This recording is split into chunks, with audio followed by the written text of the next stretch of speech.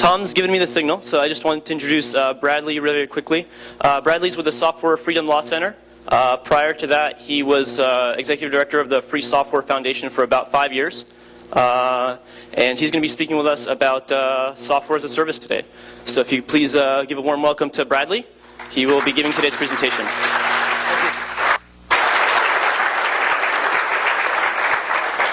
So I want to kill any possible rumors before I start. Last night during a meeting, I voiced my opinion that geek conferences actually shouldn't have internet access because of our tendency to focus on the online world and ignore the people around us. And then the joke was made that I was just asking to have the internet turned off for my keynote. Then separately, this morning I was told they actually do turn off the internet access to give more bandwidth to the streaming. But I assure you they were not related. I did not tell them to take your internet away. I was kidding, I really was. But it'll be an interesting experiment to consider how much we can actually get done without the network, and actually relates to the topic of my talk. I've been thinking about this issue, or avoiding thinking about it, for most of the time since around 2000, thinking that it wasn't an issue we had to think of in the free software world. But I think it actually is the most fundamental issue that we're facing in the issue of software freedom today. And before I get into those details, though, I want to go back over for about 5 minutes the history of how we got to the point we are, because I think that history informs how we have to respond to this new thing called software as a service. And the thing I always like to start off with is the idea that computers and computer software were actually more or less born free. In the beginning, you had a computer, and there were users of that computer, and they were connected via terminals that they sat at. And they were actually pretty close to the computer most of the time. They had to be usually in the same room with it. And generally speaking, they had the freedoms that we talk about in the free software and open source world, because most of the software in those days was given to them that way. First of all, a lot of it was written in assembler, and it was pretty close to what the computer ran anyway. And even if it was in a higher level language, they usually were an environment of academic computing where the source code was available. Now, there were exceptions in the late 70s and early 80s, but most computer users had the source code and the freedom to modify it of their computers in those days. Now, I'd like to go over the 4 freedoms of open source and free software. People give me a hard time about this because everybody says they know it. I do pop quizzes occasionally in groups of hackers, and most people can't name them off the top of their head, so I leave this slide in all my talks. The first freedom that matters to us is the freedom to learn about the software, to study it, to become better programmers, better intellectuals by studying how the software works. And to have that freedom, of course, you need it to be open source. You need to have the source code. The second freedom that is important is the freedom to copy the software and share it with other people. And ever since the beginning of our movement, that freedom to share was not different for commercial and non-commercial sharers. We always wanted it to be the case that you could make money by selling copies of the software, or you could give it to your friends at no charge if you felt like it. And we never wanted that to be a distinction. Nor did we want that to be a distinction in the freedom to modify and improve the software. You should be allowed to get paid to modify the software and improve it, or you should be allowed to do it because you feel like it, because you found a bug that you want to fix. Then, once you've done those modifications, you should again have both the commercial and non-commercial right to share those modified versions with other people. And sell your services improving the software, or give it away by posting it to a mailing list and asking the upstream maintainer to incorporate the bug fix, whatever it might be. And these are the 4 freedoms that, generally speaking, we had in the software world in the late 70s and early 80s, until we didn't have them anymore. And the main reason we didn't have them anymore was because the idea of licensing software was invented. And this was possible because the computer software was separated from the computer hardware at some point. Most early computers came with some hardware and software together. Slowly it started to be the case that different companies gave you the hardware and the software, and the software was under terms that were licensed to you in a proprietary way. They separated the source code from the binaries. They gave you the binaries under a license that forbid you to study it, forbid modifying it, forbid giving it and sharing it with other people, both commercially and non-commercially. And this thing was an invention. It wasn't the natural state of software. Somebody discovered that they could hook up the legal system to the way software worked and use this weird effect, which really is a weird effect, that the binary and the source code are different things, to lock down users and take away their rights and freedoms with the software. Now, a lot of people have debated who actually invented licensing. There's a couple of apocryphal, probably apocryphal, stories of who did it. My favorite one is that this guy actually did it. And the first moment he did it was when he began doing it was when he wrote this letter to hobbyists telling them not to share software. Now, I prefer to read his letter in the original lull speak because I think it gives a clearer picture of what he's saying. It doesn't have all this extra verbiage about how it's his right to make money from hobbyists and so forth. The idea is to take away their freedom, stop them from sharing so that one person or a small group of people can make lots and lots of money, billions of dollars. And then the other part of the story is depicted in the movie Pirates of the Silicon Valley, where Bill Gates supposedly goes into IBM and says, "I'm not going to sell you DOS, I'm going to license it to you." And the executives in their blue suits say, "Rebel, rebel, rebel." And in the end, he makes billions of dollars. Whether or not that story is really true, I don't think anybody actually knows for sure. But it's a nice way to frame it in our minds, that there were at least a group of people who wanted to license software in this way, with the primary goal to make as much money as they could from software. Not that I'm against making money. I'm probably against making billions, but millions are okay. So this problem had to be fixed once it was created. Once somebody decided to separate the source code from the binary and license the binary in some proprietary way, people had to come along and fix that problem to restore freedom to the users. And again, there is much debate as to who deserves credit for fixing this problem, and it's a cast of thousands. There's no question about that, but the main guy who probably did it is my old boss. First guy to think of the idea in terms of a moral and philosophical issue of rights of users and so forth. And I think and there's a lot of negative things that can be said about Stallman, but he certainly deserves the credit for being the philosopher and pope, if you will, of the free software world. And he solved the problem by doing a different type of software licensing that we now know as copyleft, which reversed the consequences of software licensing of taking away freedom to instead be giving freedom to users. And the reason that he was inspired to do this was because he had grown up in this space of academic computing. He was at MIT writing software in the 70s and late 70s and early 80s, and discovered that, well, when you write software that way, you create a community. And they were programming on a computer where it was easy to do it, these old PDP-10s that I was showing in the previous slides, where it was much easier to share your software in a sense because no one ever thought to do otherwise. And it was kind of a golden age of software development in those days, because the number of people that had access to computers was incredibly small. And all of them, more or less, wanted to share the software with each other. So you had this guild of folks who wanted to make software better, and that was their primary concern in an academic environment. And that was really the first community of software sharing, and had virtually no licenses. Of course, that began to change. And I like to model the changes that happened at MIT in considering what the changes happened. This is a picture of a strange thing they did. This is over, where is it? I have one of these. This is actually the old AI lab here. And that building they were going to tear down. They talked, they're going to tear it down, going to tear it down. And instead, they tore down the building next to it. They built another building in its place. And then they built another building in between them, this really thin slice of space, and left the old AI lab that they kept saying they were going to tear down for years. It's a very strange academic academic building construction thing. Of course, the AI lab since moved to the, strangely enough, the Gates building. That's not completely true. It's next to the Gates building. There's two towers, and one of them is the Gates towers, but it sounds funnier to say. But what MIT had discovered was that instead of having an environment of, this happened to me before. I'm going to have to jump down here.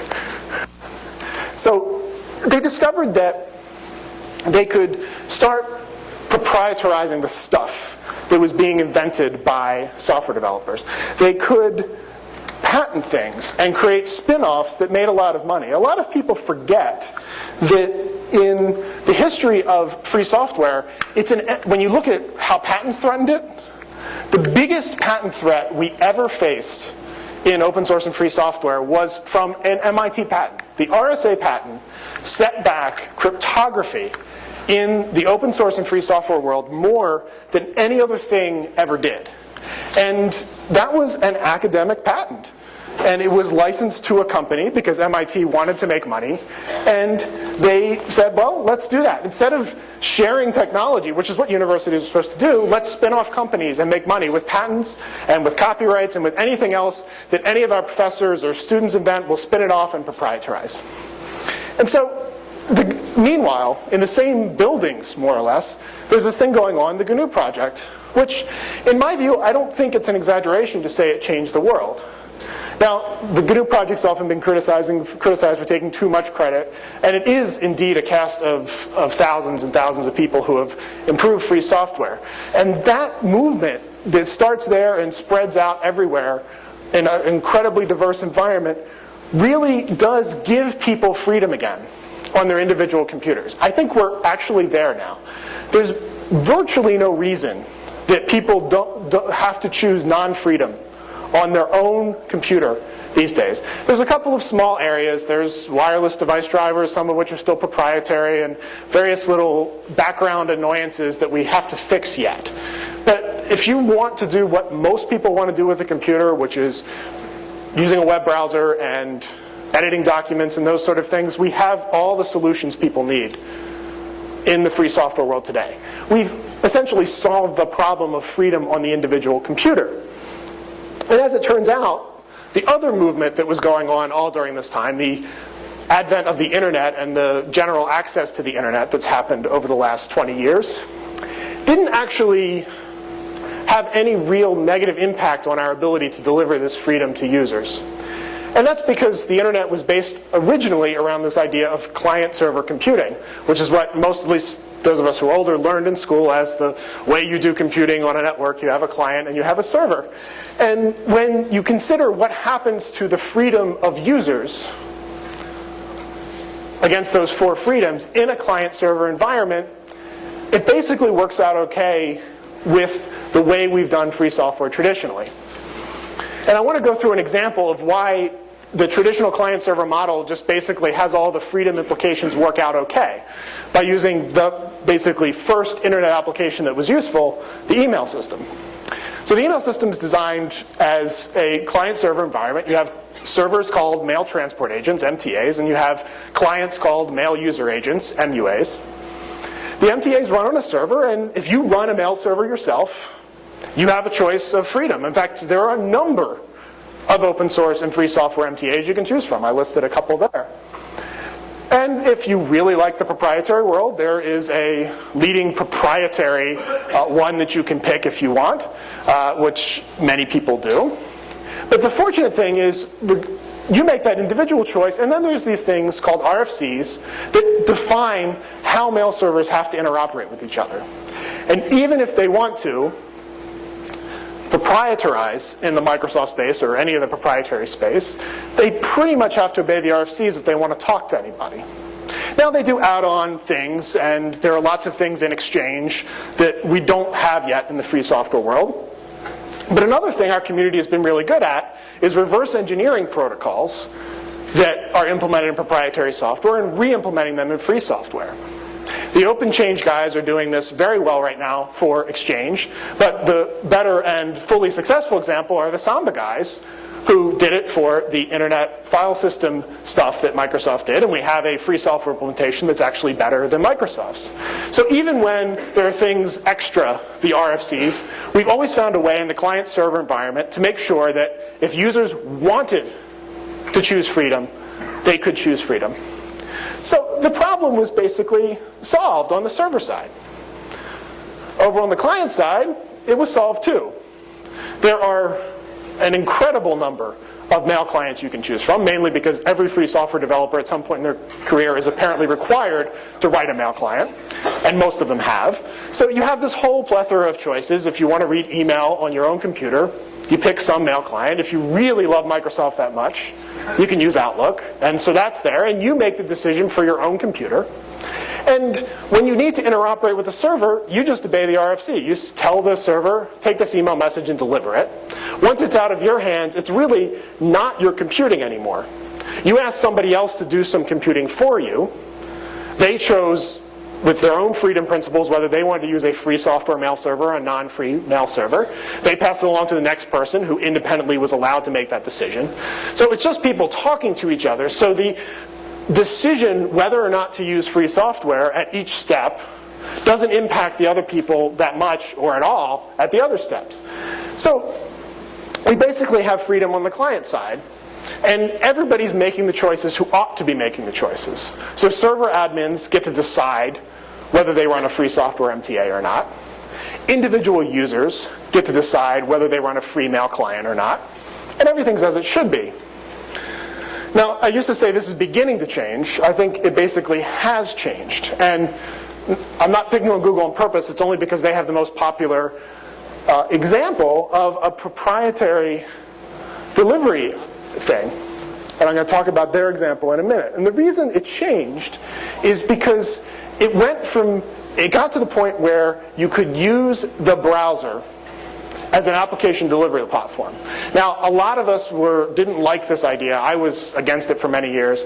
And I think it's basically now an inevitability. AJAX makes it the case that delivering an application in the browser looks like a real desktop application used to, and people prefer that now for whatever reason.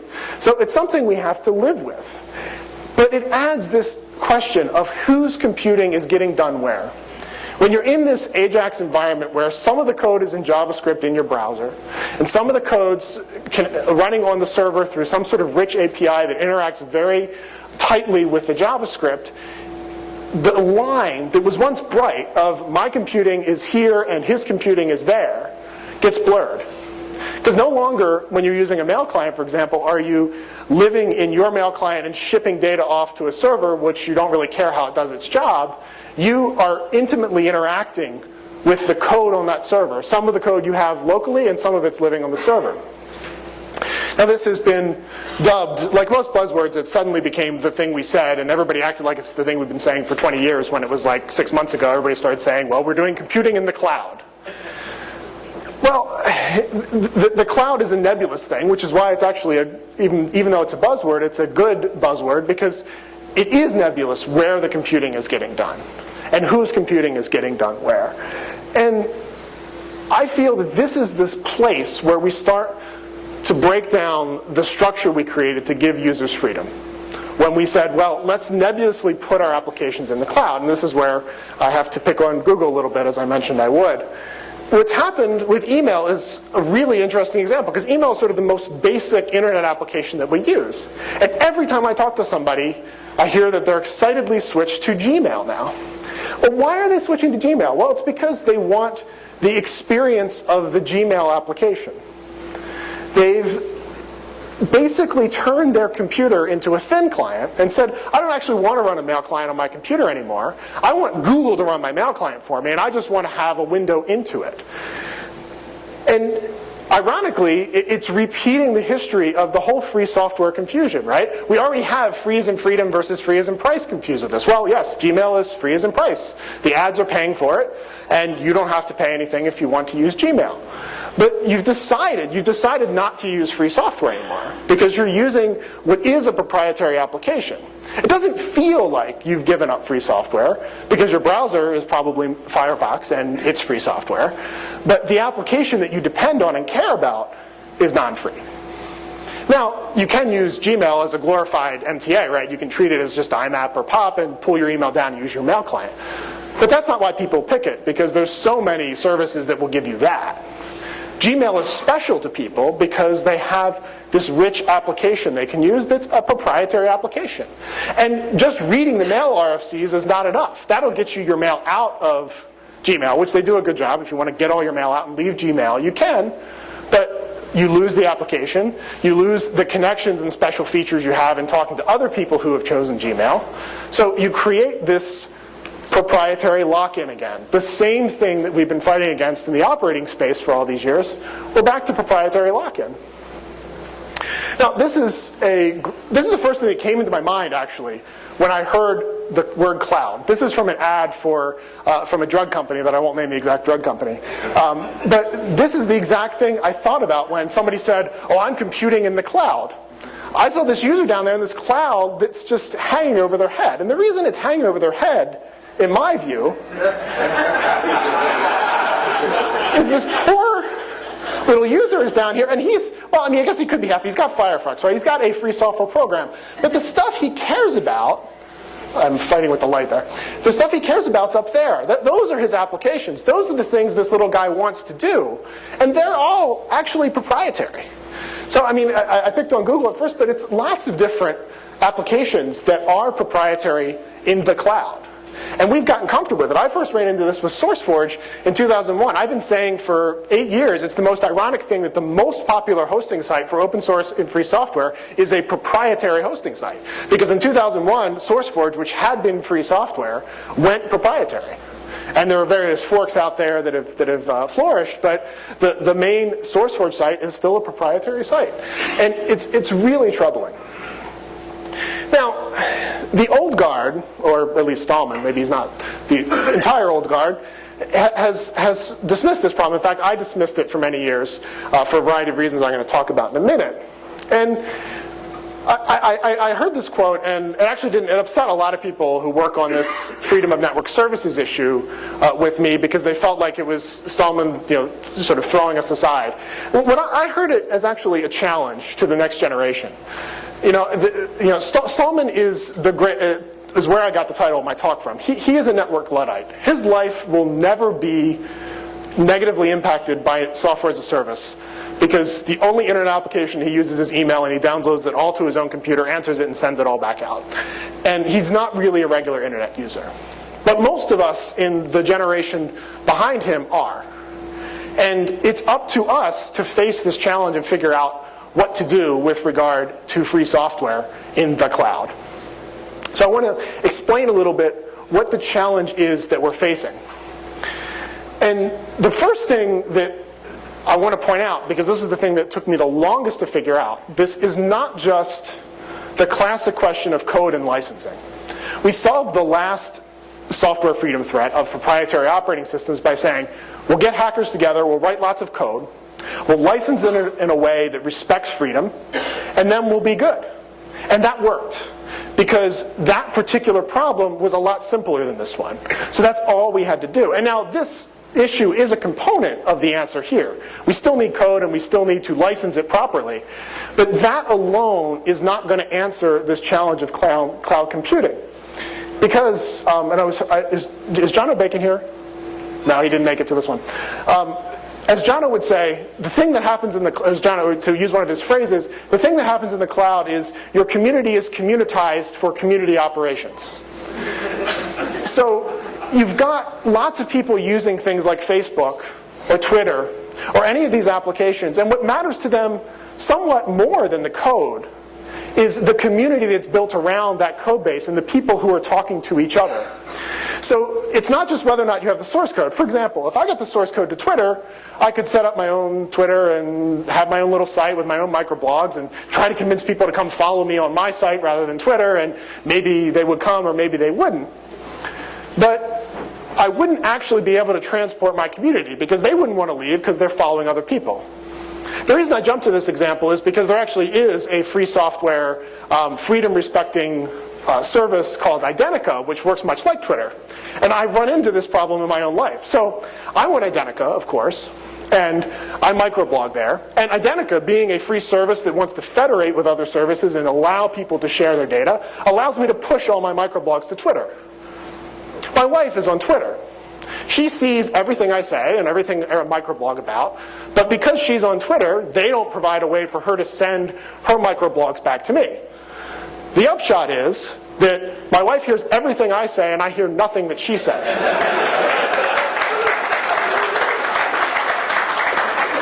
Now, you're applause indicates this is the way some people like their marriages to work. I'm a modern guy and a pro-feminist, and I actually don't want my marriage to work that way. Now, I've of course, I mean, she's married to me, right? So I've lectured her about this issue many times, and she's heard me on it. She does hear me.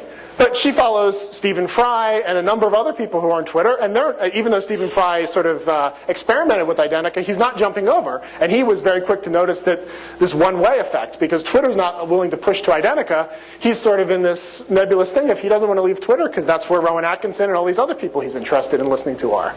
So this network effect and power to transport your community becomes essential to how we do freedom in network services space. And that's so completely orthogonal to the licensing of the code and whether or not it's free software, whether or not it's open source. So we have to build and find a way to create applications that allow you to transport the data and the human connections that are built up around these code bases. And you need autonomy on all the different fronts. You need the code to be autonomous, which we're used to doing. You need the data to be autonomous and exportable and transportable. And you need the community to be able to transport itself, but at the same time not lose its connection to the community that it's already connected to.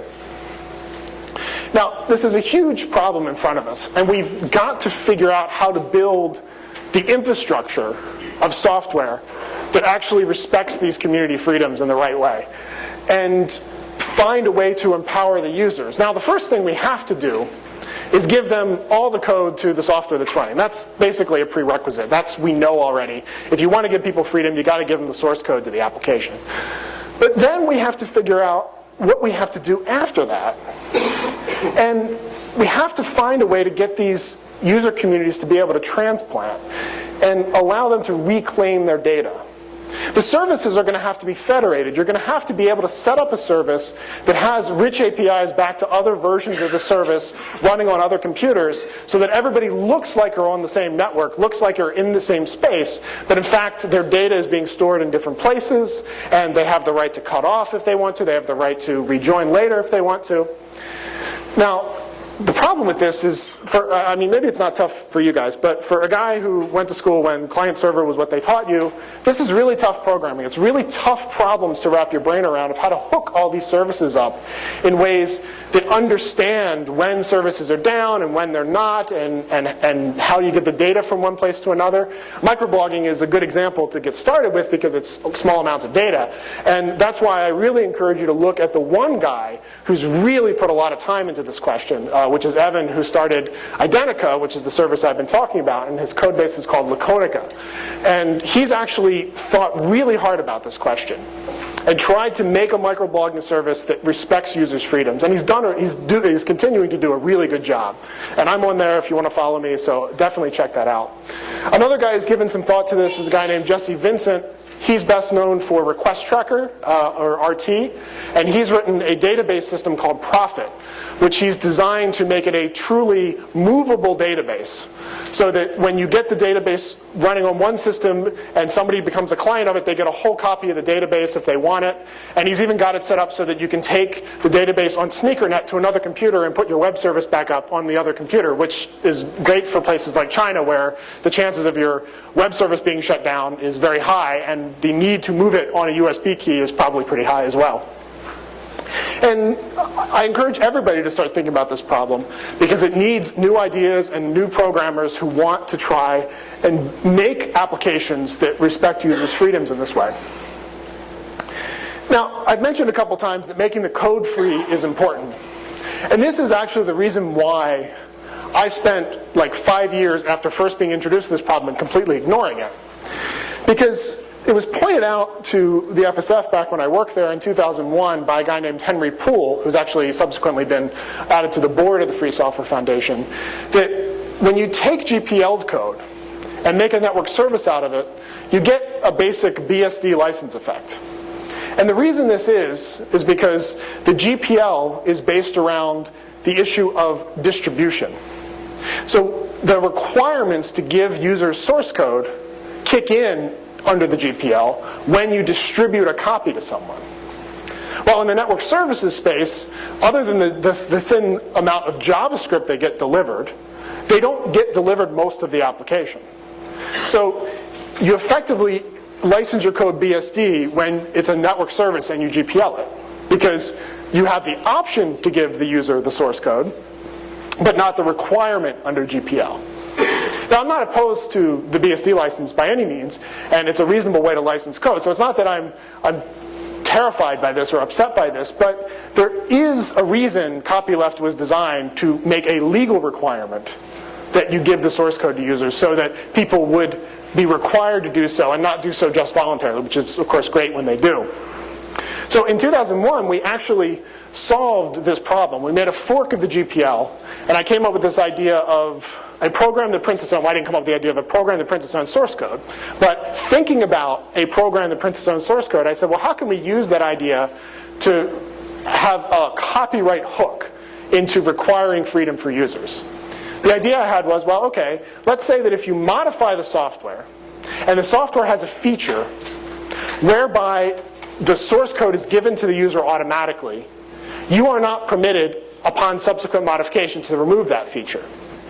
What's more, you have to make sure that source code they're given is always complete and corresponding source code to the modified version of your application. So that hooks it back into the copyright system of copyleft and says, when you modify, you must give all your users the source code.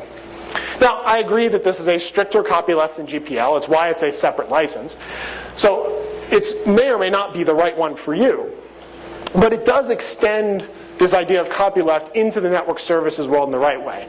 So if you're fundamentally a fan of the GPL and a fan of copyleft, if you're writing network service software, you probably want the Affero GPL because you probably want those legal copyleft hooks in your code.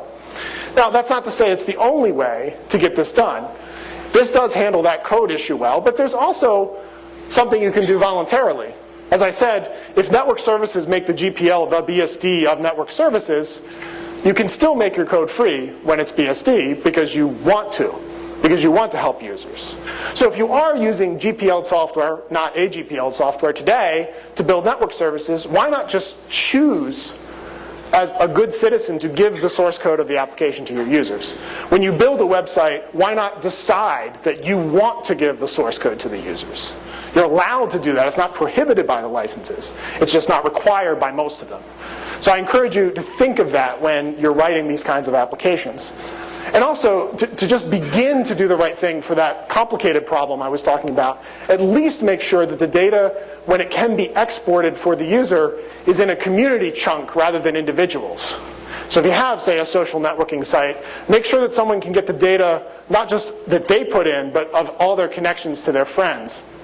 A good example of this is what constantly happens on LiveJournal, which there's a phrase LiveJournal drama for a reason. But there's this constant worry that LiveJournal is going to get sold to somebody, and actually has been sold many times, who's not going to respect the users and kick people off and so forth. And LiveJournal has been GPL'd since its inception. And the source code's always been available. But the default export tools just give you your journal entries back. They don't give you the comments and your friends list and all these other things that you've built up. Now, there are third-party tools you can get that will get most of that data out, but the default tools don't. So I encourage you to avoid that problem when you write these applications and think about, if a user wants to leave this service, what data are they going to want to leave with? And try to make it so that in the future of the cloud, they can get that data. We have to start to build services that are disjoint, but at the same time integrated with each other, so people have that social networking effect of lots of users, but they also aren't tied into a single Facebook or a single server of any kind where that's the only place they can go. The data's got to be portable, and the users have to have autonomy in the way that they interact with the code, with the data, and with the network of users. And the thing to keep in mind is, as software developers, we have a lot of power to decide what the next direction on this is. We're in control of a lot of this. And we have to use that power and control wisely. So when you're writing applications like this, ask yourself the question, am I designing this application in a way that respects the autonomy and the freedom and the rights of my users? I know we sometimes get egos about being developers because we're writing the code and creating the great things that everybody uses. But sometimes you just got to think of yourself as a custodian. You're being entrusted with somebody else's data, and you've got to be a custodian with a conscience when you are in charge of someone else's data. So every time you write one of these web applications, think about these questions. That's at least a way that we can get started. If you want more information about this whole issue, I encourage you to go to this site called Autonomous. It's autonomo.us. It's sort of a loosely federated, affiliated think tank of folks who have thought about this question for a while, and we have a mailing list that you can join, and there's a blog, and you can we try to put anything up there that we see about this network services issue that comes up. But the most important thing is for everybody to keep talking about this. I haven't tried to sort of force any solutions here because I don't know what a solution is to a lot of these problems. I understand the code licensing part, but I also understand that the code licensing is only getting us maybe half the way there. The rest of it is all this complicated federation of network services stuff that we're going to have to solve together as a community. This is the new challenge of software freedom in the software as a service age. So I hopefully have left enough time for lots of questions because I want to have a dialogue about this if we can. There's supposed to be a mic around. Mike, who's got the mic?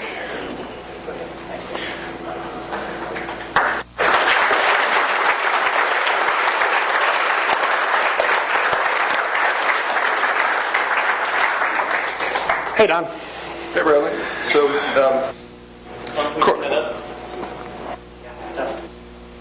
Cory Doctorow wrote a great article called Why Your Creepy Ex-Coworkers Will Kill Facebook.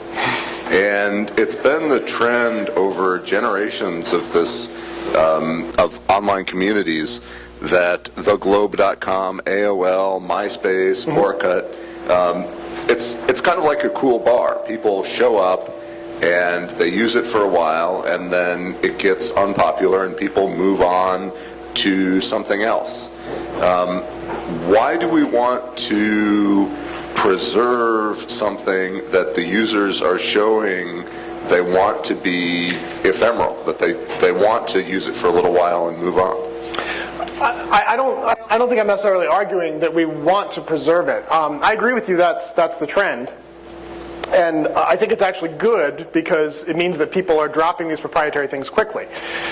If we do it in a free software way that respects freedom, we might get to the point where there's a code base that can be used as the leapfrog there, right? So we can get the same effect that GPL gives other types of spaces where everybody has to release their source code, if say it's under AGPL, and then the Facebook comes along, they pick up the MySpace's source code, builds upon it, makes it better. Of course, they have to give the source code to the users.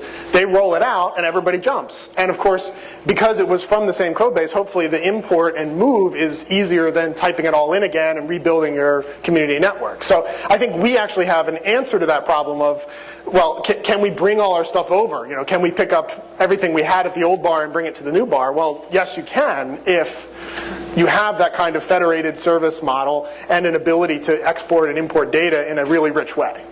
Yes, but if you're the cute PR person on Facebook who's moving on to the new service, you don't want the creepy bearded Linux freak who was talking to you at the old place to follow you into the new place. Yeah, I mean, but isn't that handled by, you know, people having, I mean, most people have, I don't use Facebook, I never will, but don't most people have like multiple accounts and like under different names and all that stuff to avoid that problem? I mean, that's a privacy question, right? And hiding your online identity and having multiple online identities if you want to avoid creepy Linux guys. I don't want to avoid, I want you all to follow me, all you creepy Linux guys, please. Get on Identica, follow me. Hi. Oh, hello. So I hadn't heard of Autonomous before, but I had heard of dataportability.org, so I was wondering if you could compare or contrast. I don't know a whole lot about the guys at Data Portability. One of them is on the Autonomous committee, I believe, so he would probably be the best person to answer that. I apologize, I don't know enough about his work to compare and contrast, but he's involved with Autonomous, as I recall.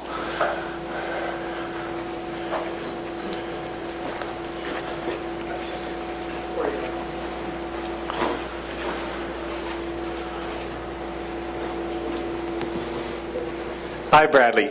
As you know, the big social networks, all the portals try to keep people in kind of walled gardens so they can have advertising, which I don't think is a sustainable model for such a service. But I wonder what you think this will do. Will it make these things less desirable, get them less advertising? It's the same problem that people have always talked about with proprietary versus free software, and we see that free software seems to have solved the funding problem, but this seems to be moving the funding problem to the social networks and the portals. Yeah, I mean, that's a classic question, right? And I'm the wrong person to ask, because I want freedom before I want money. So my goal is to make sure the users have freedom, and hopefully the business people figure it out. Evan, you should talk to Evan about this, because he has a whole list of business models he believes will work for Identica. He got some VC to do this. So there are at least a few VCs in Montreal thinking there is a business model in this from a guy who's drank all the Kool-Aid about free and disjoint and federated services that respect users' freedom. So I think it will come. I think it's up to business people to figure that out. I mean, my goal always is to say, well, what's the right thing for the users, and then build the business models around that. I don't think it's a prerequisite, oh, you must have a business model before you say what's right for users. Well, we can decide what's right for users based on what they deserve, and as human beings. And then we'll decide, well, how do we make a business model around something that affects respects that freedom. Yeah, go ahead. So what about the recent Facebook row over the terms of service shaping a company's business model who's trying to centralize their other people's data like that? Do you think that that'll have impact on the longevity of services that are centralized? Yeah, I'll be honest with you. I wish Facebook hadn't backed down, because I think by them backing down and going back to the old terms of service, it made people feel like, oh, well, maybe Facebook's not so bad. I mean, and the old terms of service is pretty bad by itself, right? I mean, the new one was worse, but I don't think we should race to the mediocre on this and say, well, okay, well, Facebook's not so bad. I think we should try to say, well, why don't users write their own terms of service? And if they don't like terms of service, why don't they have the ability to set up their own federated site that is separate but still connected? I mean, that's I think, what we have to do.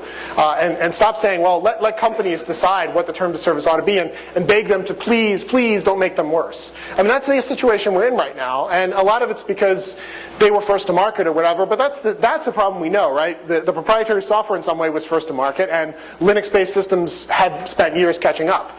We've got to do the same thing now in the network service space. For better or for worse, Facebook has 150 million users. My mother's on Facebook, 3 aunts are on Facebook. How would you suggest we would convince my mother to move to a service where it's free in the way you're talking about? I mean, it's another version of the question of how do you get your mom on Linux, which was the question that people were asking, had been asking since 1993. And it's only been in the past 5 years that there was actually a serious answer to that question. So I'm not going to pretend that I have a serious answer for you. I can point to Identica and say, more and more people have gotten excited about Identica, particularly since they just upgraded their user interface, and it actually is better than Twitter. It helped that Identica launched during a week when Twitter was down constantly. But that's the thing, right? I mean, if you're on Identica and Identica goes down, you can build a federated service that connects up to Identica and will be there when it comes back, and they'll all connect up. So I mean, I think we have to build these things and then start using them ourselves. And frankly, I spent a lot of time with Stallman, so I suppose this answer is somewhat Stallman-like, but refuse to use it. I refuse to get on Facebook. I actually had refused to get on Twitter until my wife did, but now I feel vindicated because I can use Identica, and I don't feel as bad that I got on Twitter, but I think getting on Twitter at all was a mistake. I should have not gotten on Twitter and waited for Identica. Unless we say the beginning and say we're not going to use this, and tell your mom why. I don't use Facebook because look at what the terms of service says, Mom. Look what they do with your data. Look, if I send you a message, well, I know they knocked that part out, but they were saying they wanted to own it. A company that tries to do that, do you really want us to be on that, Mom? I'm not going to do it. I'll just send you email for now until a better service comes along. And at least raise the issue. I mean, we're going to have to be trendsetters because users don't think about these questions. We've been thinking about them since the community started in like 1988. So when we see these kind of threats to our freedom, we're quick to jump and know what to do. And it's our job to educate everybody else slowly. That's what the whole free software movement's been about. And we have to keep doing that in the network service space just like we did in the regular operating system space. Can we get the mic to the next person? Sorry. There's a couple of hands up. I think we've got time for one or two more questions. So sorry, there was somebody over here I was waiting for. And then we'll get... What? I'll make mine quick. Was cloud computing part of the discussion when GPL3 was being developed, and is there something you wish that was in GPL3 about this issue? I'll tell you the absolute honest story. I had somewhat of a knockdown drag-out with everybody else involved with GPLv3 over the Affero clause. It was my belief when we wrote the Affero clause in 2001 that it would end up in v3. And it was slated to be so. And there was pushback from various companies who did not want it. He did not want GPL to suddenly cover network services. And I fought tooth and nail to get it and leave it in GPLv3, but I lost. And that's why we have the Affero license. So I just say, use the Affero license. It's compatible with GPLv3, so you can take GPLv3 code and start building new Affero stuff on top of it. The old part remains GPLv3, your new stuff is Affero. So I just say, let's vote with our feet and say, as developers, we think Affero is the right way to go. We want to switch to it because we believe in copyleft. The compromise worked out because now it's up to developers to decide, which I think is just perfect. So even though I lost, I don't feel so bad because we do have the Affero license. If we got no Affero at all, I would have been worried. But we have it and we can use it. If Twitter recognized Identica enough to be bidirectional about information flow, how much of the solution would that be? How much problem would remain? I don't, on the microblogging space, maybe not very much. You'd have to ask Evan for sure because he's studied the question more. But certainly if it were bidirectional, there would be very little issue. Evan's designed what he calls an open microblogging protocol, which is an API that he's trying to get other microblogging sites to adhere to so that they can all cross-publish and do all that sort of stuff. And the Twitter guys have thus far been ignoring him on that. He's using a different route in to push Identica into Twitter. Just basically he wrote to their API to push in, which they have, the XMPP connection and so forth. But they have not been responsible in supporting the open microblogging protocol. So if you're a Twitter user, email them and tell them, I want you to support the open microblogging protocol, or I'm going to leave and I'm going to take my friends with me. This is a real quick question. Same place, same location. SourceForge, you mentioned that it was owned by somebody? That's true? Well, there's not a problem with it being owned by somebody. What happened was it was made proprietary. So in 2000, SourceForge was free software. You could download the source code to SourceForge. And in 2001, they sent emails to everybody who contributed asking them to license all their changes back. I know a few developers license all their changes back under non-GPL terms so they could proprietarize. A number of developers refused and they had to pull their code out. And from then on, as far as I know, up until today, SourceForge has been a proprietary hosting site, which means that you can host your free software and open source on there, but if you want the source code that's doing the hosting, they won't give it to you. Is there an entity that owns it that could sell it? It's owned by what was VA Systems, then VA Linux, which is now SourceForge Incorporated. And they could do anything they want with it, I presume. There are forks, though. GNA. .org is a fork. Savannah, run by the GNU project, is a fork of that original code base. And there's also free software systems that do the same thing. There's the Berlioz guys, there's GForge guys. So there's lots of people who have done that thing, and I encourage you to use one of their sites, which actually is free software. Ross Turk from SourceForge is actually here somewhere in the building. If you want to give him a hard time about that, you can. Sorry, at one point, if you're a Git user, GitHub is a non-free network service, and Gitorious is free. I know Gitorious doesn't have as many features as GitHub, but GitHub's non-free and Gitorious is. Let's all support Gitorious and help them get up to the point where GitHub is. I know people love GitHub, but it's not free. Well, thank you very much, everybody, for coming out today.